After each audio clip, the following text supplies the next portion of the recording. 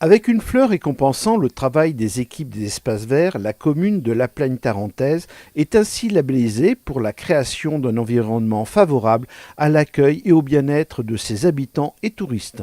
Nous avons une fleur et nous faisons tout le nécessaire pour bien maintenir cette fleur qui sera étendue à l'ensemble des communes en 2020. Donc cette fleur a été remise à la commune de la Mâcon-la-Plagne par le conseil régional. Autre critère de jugement, le souci de l'impact environnemental avec une meilleure gestion de l'arrosage et du choix des plantes. Nous essayons petit à petit de supprimer les suspensions qui sont très gourmandes en eau au profit de massifs en pleine terre avec des plantes vivaces qui se reproduisent d'une année sur l'autre. En 2006, nous avions 460 bacs, donc nous avons réduit de moitié et nous avons privilégié les massifs en pleine terre. Nous avons 45 massifs en pleine terre pour l'instant et en prévision, tout doucement, nous allons supprimer tout ce qui est un petit peu jardinière et suspension.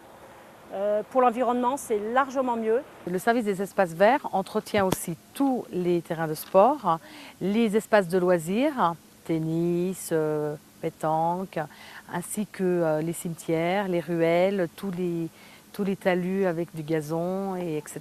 Tout ce qui est fauchage raisonné, en fait, ça se fait automatiquement. Tout doucement, on laisse les talus fleurir jusqu'à ce que les fleurs fanent et ensuite seulement nous intervenons. Pour les abeilles, pour tous les petits insectes, c'est quand même mieux que de couper avant floraison.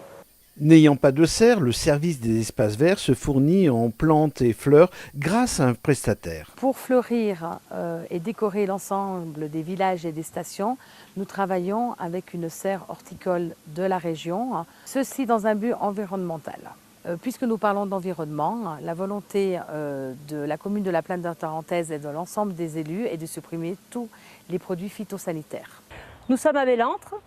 Ici, Christophe gère la partie fleurissement, désherbage. Il est aussi menuisier.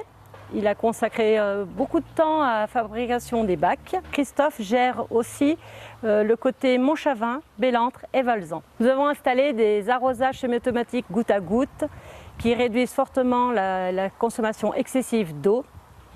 Ces arrosages se mettent en route de nuit pour éviter une évaporation supplémentaire d'arrosage en pleine journée. Le challenge de l'équipe des espaces verts est de faire exister le fleurissement en lui donnant une vraie personnalité afin de mettre en valeur le cadre qui les accueille, sans oublier les habitants qui fleurissent également leur habitation. On profite pour remercier aussi tous les habitants de la Plagne-Tarentaise qui embellissent leurs balcons, leurs jardins, leurs maisons.